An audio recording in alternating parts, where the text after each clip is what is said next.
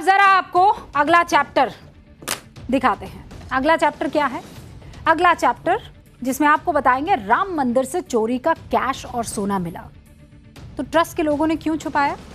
SIT की report तैयार है, किस पर गाज गिर रही है। ट्रस्ट की मीटिंग में सभी सदस्यों को बुलाया क्यों नहीं गया। चढ़ावे की जानकारी छिपा कौन रहा था, यह चौंकाने वाला खुलासा आपके सामने रखूंगी। ये जनहित की बात है, देशहित की बात है, राम नाम की बात है। 22 जनवरी 2024 जब अयोध्या में भव्य राम मंदिर का उद्घाटन हुआ था, मैं उस जमीन पर मौजूद थी। मैंने लोगों की आंखों में आंसू देखे। बूढ़ी बूढ़ी औरतें प्रभु राम के दर्शन के लिए तरस रही थी, तड़प रही थी। मैंने उन माओं को भी अपने आंचल से पैसा निकालते हुए देखा है जिनके पास बमुश्किल 100 रुपए होंगे। अपने प्रभु राम के मंदिर में आस्था का चढ़ावा चढ़ाते हुए मैंने देखा है। पूरी दुनिया में राम नाम के गूंज को आपने भी महसूस किया है। आप मुझे बताइए, क्या उन लोगों को बख्शा जाना चाहिए जिन्होंने राम नाम की जगह राम धन की लूट की है। 500 साल का संघर्ष, हजारों लोगों का बलिदान, लंबी कानूनी लड़ाई, राम मंदिर की मूर्ति जब लगी तो हर कोई रोने लगा, लेकिन किसी को अंदाजा तक नहीं था कि आस्था के सबसे बड़े मंदिर में कुछ ऐसा भी होगा। राम मंदिर के एक बार फिर सुर्खियों में लाने वाले इन तमाम आरोपियों को क्या बख्शा जाना चाहिए। राम मंदिर के चढ़ावे में चोरी की अफवाह ने पूरे देश को हिला दिया है। सरकार एक्शन में है, एसआईटी अपना काम कर रही है। अब जो खुलासे हो रहे हैं वो इतने चौंकाने वाले हैं कि आप अपने कानों पर विश्वास नहीं कर पाएंगे। सूत्रों से जानकारी मिल रही है, राम मंदिर ट्रस्ट के सभी अधिकारियों को सही जानकारी दी ही नहीं जा रही थी। आयोजन के नाम पर हिसाब किताब में करोड़ों के हेर फेर किए गए और चोरी जब पकड़ी गई, बदनामी के डर से इसका खुलासा नहीं हुआ। 2 करोड़ की चोरी हुई, आंकड़ा 200 करोड़ तक पहुंच गया। आरोप है, यह आरोप लगाए गए कि राम मंदिर की सोने चांदी की हजारों शिलाएं गायब कर दी गई। अब यह सब आरोप है, जांच चल रही है, रिपोर्ट अभी आई नहीं है। इसीलिए इन आरोपों को अफवाह के तौर पर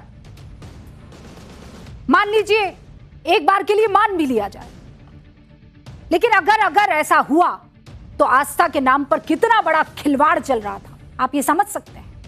जांच के तीसरे दिन एसआईटी ने कितने लोगों से पूछताछ की है, जांच कहां तक पहुंची है, अगर चोरी हुई तो लूप होल कहां था, आज ये सब बताएंगे। राम मंदिर को लेकर आज जिस तरह से चर्चा हो रही है, उसके बाद सभी के मन में यही सवाल है, क्या वाकई में हमारे समाज में भ्रष्टाचार का दीमक इस कदर घर कर गया है कि वो भगवान से भी नहीं डर रहे हैं। सीएम योगी किसी को बख्शने के मूड में नहीं है। सीएम योगी फुल एक्शन मोड में दिखाई दे रहे हैं। लखनऊ तक एक रिपोर्ट पहुंच रही है। सीएम योगी खुद पूरे मामले को मॉनिटर कर रहे हैं। एसआईटी की जो प्रारंभिक रिपोर्ट है 4 दिन बाद कल ही सीएम योगी को सौंपी जा सकती है, जबकि पहले प्रारंभिक जांच के लिए एसआईटी को 7 दिन का वक्त दिया गया था। एसआईटी की टीम ने अब तक 100 से ज्यादा लोगों से पूछताछ कर ली। ट्रस्ट के कैश से जुड़े दस्तावेज और सीसीटीवी फुटेज भी अपने कब्जे में ले लिए हैं। आज मंदिर ट्रस्ट के महासचिव चंपत राय और गोपाल राव से पूछताछ हुई।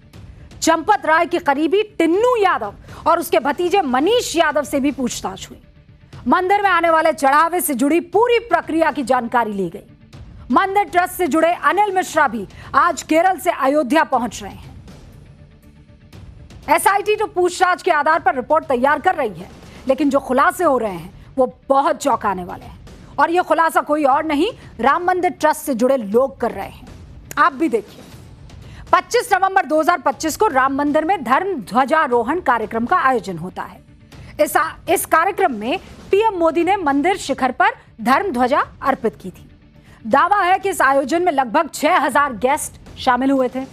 ट्रस्ट के रिकॉर्ड के मुताबिक कार्यक्रम में 10 करोड़ 12 लाख रुपए खर्च हुए, यानी प्रति व्यक्ति औसतन लगभग 16,000 रुपए का खर्च आया, जबकि लगभग 1500 गेस्ट बाहर से आए थे और बाकी गेस्ट आसपास के क्षेत्रों से आए थे। अब सूत्र हमें बता रहे हैं कि इस खर्च का विस्तृत विवरण ट्रस्ट के सदस्यों को उपलब्ध ही नहीं कराया गया।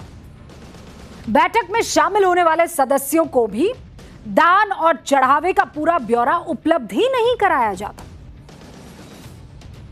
यानी मामला सिर्फ राम मंदिर के चढ़ावे की चोरी का नहीं है, ट्रांसपेरेंसी का है। अभी कई सवाल हैं जिनका जवाब आना बाकी है। अभी तक की जानकारी के मुताबिक श्री राम जन्मभूमि मंदिर ट्रस्ट के महासचिव चंपत राय की चढ़ावे की राशि को मैनेज करने की जिम्मेदारी थी। उन्होंने ही मंदिर के चढ़ावे को बैंक तक पहुंचाने का पूरा सिस्टम बनाया था और यही वजह है कि सवाल भी चंपत राय और उनके करीबियों पर ही उठ रहे हैं। और आप सुनकर चौंक जाएंगे, राम मंदिर में जितना चढ़ावा आया उससे ज्यादा तो मंदिर को बैंक से ब्याज के रूप में मिल गया। सूत्रों के मुताबिक दावा किया जा रहा है कि श्री राम जन्मभूमि ट्रस्ट को 11 महीनों में दान के रूप में लगभग 83 करोड़ रुपए मिले, जबकि इसी दौरान मंदिर को बैंक से 138 करोड़ रुपए का ब्याज मिला। सूत्र बता रहे हैं कि मंदिर ट्रस्ट से जुड़े पदाधिकारियों को चढ़ावे की जो चोरी हो रही थी उसकी खबर पहले ही मिल गई थी और दावा किया जा रहा है कि 5 जून को मंदिर से जुड़े पदाधिकारियों को जानकारी मिली भी थी कि गुप्त दान की काउंटिंग का काम देख रहे कुछ लोगों ने गड़बड़ी की है। इसके बाद कैश का काम देख रहे लोगों की तलाशी ली गई। तलाशी में उनके पास कैश भी बरामद हुआ। यात्री सुविधा केंद्र के बाथरूम से भी कुछ कैश बरामद हुआ, लेकिन बदनामी के डर से ट्रस्ट ने इस मामले की शिकायत दर्ज ही नहीं कराई। ट्रस्ट के पदाधिकारी अपने लेवल पर ही इसकी जांच करते रहे और बताया यह जा रहा है कि 5 जून को ही लवकुश मिश्रा उनके बहनोई अनुकल्प मिश्रा के घर पहुंचे। लवकुश के घर से 10 से 12 लाख रुपए गोबर में छिपाया गया कैश बरामद हुआ। आप देख रहे हैं। अब ऐसे में जल्द से जल्द जांच होनी चाहिए और जो भी कल्प्रिट है पूरे देश के सामने उनका चेहरा बेनकाब होना चाहिए, चाहे वो कहीं बैठा हो, किसी कुर्सी पर बैठा हो और कितना ही बड़ा आदमी क्यों ना हो। जरा आपको अगला चैप्टर दिखाते हैं। अगला चैप्टर क्या है? अगला चैप्टर जिसमें आपको बताएंगे राम मंदिर से चोरी का कैश और सोना मिला तो ट्रस्ट के लोगों ने क्यों छुपाया। एसआईटी की रिपोर्ट तैयार है, किस पर गाज गिर रही है। ट्रस्ट की मीटिंग में सभी सदस्यों को बुलाया क्यों नहीं गया। चढ़ावे की जानकारी छिपा कौन रहा था, यह चौंकाने वाला खुलासा आपके सामने रखूंगी। यह जनहित की बात है, देशहित की बात है, राम नाम की बात है। 22 जनवरी 2024 जब अयोध्या में भव्य राम मंदिर का उद्घाटन हुआ था, मैं उस जमीन पर मौजूद थी। मैंने लोगों की आंखों में आंसू देखे। बूढ़ी बूढ़ी औरतें प्रभु राम के दर्शन के लिए तरस रही थी, तड़प रही थी। मैंने उन माओं को भी अपने आंचल से पैसा निकालते हुए देखा है जिनके पास बमुश्किल 100 रुपए होंगे। अपने प्रभु राम के मंदिर में आस्था का चढ़ावा चढ़ाते हुए मैंने देखा है। पूरी दुनिया में राम नाम के गूंज को आपने भी महसूस किया है। आप मुझे बताइए, क्या उन लोगों को बख्शा जाना चाहिए जिन्होंने राम नाम की जगह राम धन की लूट की है। 500 साल का संघर्ष, हजारों लोगों का बलिदान, लंबी कानूनी लड़ाई, राम मंदिर की मूर्ति जब लगी तो हर कोई रोने लगा, लेकिन किसी को अंदाजा तक नहीं था कि आस्था के सबसे बड़े मंदिर में कुछ ऐसा भी होगा। राम मंदिर के एक बार फिर सुर्खियों में लाने वाले इन तमाम आरोपियों को क्या बख्शा जाना चाहिए। राम मंदिर के चढ़ावे में चोरी की अफवाह ने पूरे देश को हिला दिया है। सरकार एक्शन में है, एसआईटी अपना काम कर रही है। अब जो खुलासे हो रहे हैं वो इतने चौंकाने वाले हैं कि आप अपने कानों पर विश्वास नहीं कर पाएंगे। सूत्रों से जानकारी मिल रही है, राम मंदिर ट्रस्ट के सभी अधिकारियों को सही जानकारी दी ही नहीं जा रही थी। आयोजन के नाम पर हिसाब किताब में करोड़ों के हेर फेर किए गए और चोरी जब पकड़ी गई, बदनामी के डर से इसका खुलासा नहीं हुआ। 2 करोड़ की चोरी हुई, आंकड़ा 200 करोड़ तक पहुंच गया। आरोप है, यह आरोप लगाए गए कि राम मंदिर की सोने चांदी की हजारों शिलाएं गायब कर दी गई। अब यह सब आरोप है, जांच चल रही है, रिपोर्ट अभी आई नहीं है। इसीलिए इन आरोपों को अफवाह के तौर पर मान लीजिए, एक बार के लिए मान भी लिया जाए, लेकिन अगर ऐसा हुआ तो आस्था के नाम पर कितना बड़ा खिलवाड़ चल रहा था, आप ये समझ सकते हैं। जांच के तीसरे दिन एसआईटी ने कितने लोगों से पूछताछ की है, जांच कहां तक पहुंची है, अगर चोरी हुई तो लूप होल कहां था, आज ये सब बताएंगे। राम मंदिर को लेकर आज जिस तरह से चर्चा हो रही है, उसके बाद सभी के मन में यही सवाल है, क्या वाकई में हमारे समाज में भ्रष्टाचार का दीमक इस कदर घर कर गया है कि वो भगवान से भी नहीं डर रहे हैं। सीएम योगी किसी को बख्शने के मूड में नहीं है। सीएम योगी फुल एक्शन मोड में दिखाई दे रहे हैं। लखनऊ तक एक रिपोर्ट पहुंच रही है। सीएम योगी खुद पूरे मामले को मॉनिटर कर रहे हैं।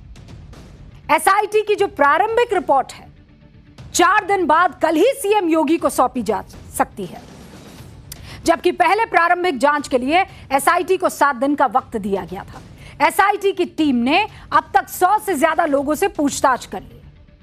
ट्रस्ट के कैश से जुड़े दस्तावेज और सीसीटीवी फुटेज भी अपने कब्जे में ले लिए हैं। आज मंदिर ट्रस्ट के महासचिव चंपत राय और गोपाल राव से पूछताछ हुई। चंपत राय के करीबी टिन्नू यादव और उसके भतीजे मनीष यादव से भी पूछताछ हुई। मंदिर में आने वाले चढ़ावे से जुड़ी पूरी प्रक्रिया की जानकारी ली गई। मंदिर ट्रस्ट से जुड़े अनिल मिश्रा भी आज केरल से अयोध्या पहुंच रहे हैं। एसआईटी तो पूछताछ के आधार पर रिपोर्ट तैयार कर रही है, लेकिन जो खुलासे हो रहे हैं वो बहुत चौंकाने वाले हैं। और ये खुलासा कोई और नहीं, राम मंदिर ट्रस्ट से जुड़े लोग कर रहे हैं। आप भी देखिए, 25 नवंबर 2025 को राम मंदिर में धर्म ध्वजारोहण कार्यक्रम का आयोजन होता है। इस कार्यक्रम में पीएम मोदी ने मंदिर शिखर पर धर्म ध्वजा अर्पित की थी। दावा है कि इस आयोजन में लगभग 6000 गेस्ट शामिल हुए थे। ट्रस्ट के रिकॉर्ड के मुताबिक कार्यक्रम में 10 करोड़ 12 लाख रुपए खर्च हुए, यानी प्रति व्यक्ति औसतन लगभग 16,000 रुपए का खर्च आया, जबकि लगभग 1500 गेस्ट बाहर से आए थे और बाकी गेस्ट आसपास के क्षेत्रों से आए थे। अब सूत्र हमें बता रहे हैं कि इस खर्च का विस्तृत विवरण ट्रस्ट के सदस्यों को उपलब्ध ही नहीं कराया गया। बैठक में शामिल होने वाले सदस्यों को भी दान और चढ़ावे का पूरा ब्यौरा उपलब्ध ही नहीं कराया जाता। यानी मामला सिर्फ राम मंदिर के चढ़ावे की चोरी का नहीं है, ट्रांसपेरेंसी का है। अभी कई सवाल हैं जिनका जवाब आना बाकी है। अभी तक की जानकारी के मुताबिक श्री राम जन्मभूमि मंदिर ट्रस्ट के महासचिव चंपत राय की चढ़ावे की राशि को मैनेज करने की जिम्मेदारी थी। उन्होंने ही मंदिर के चढ़ावे को बैंक तक पहुंचाने का पूरा सिस्टम बनाया था और यही वजह है कि सवाल भी चंपत राय और उनके करीबियों पर ही उठ रहे हैं।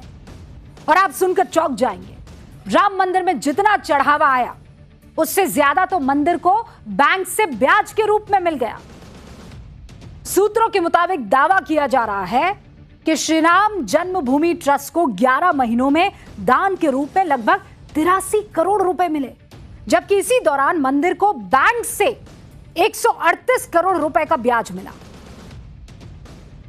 सूत्र बता रहे हैं कि मंदिर ट्रस्ट से जुड़े पदाधिकारियों को चढ़ावे की जो चोरी हो रही थी उसकी खबर पहले ही मिल गई थी और दावा किया जा रहा है कि 5 जून को मंदिर से जुड़े पदाधिकारियों को जानकारी मिली भी थी कि गुप्त दान की काउंटिंग का काम देख रहे कुछ लोगों ने गड़बड़ी की है।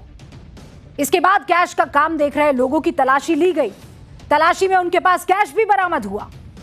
यात्री सुविधा केंद्र के बाथरूम से भी कुछ कैश बरामद हुआ, लेकिन बदनामी के डर से ट्रस्ट ने इस मामले की शिकायत दर्ज ही नहीं कराई। ट्रस्ट के पदाधिकारी अपने लेवल पर ही इसकी जांच करते रहे और बताया यह जा रहा है कि 5 जून को ही लवकुश मिश्रा उनके बहनोई अनुकल्प मिश्रा के घर पहुंचे। लवकुश के घर से 10 से 12 लाख रुपए गोबर में छिपाया गया कैश बरामद हुआ। आप देख रहे हैं।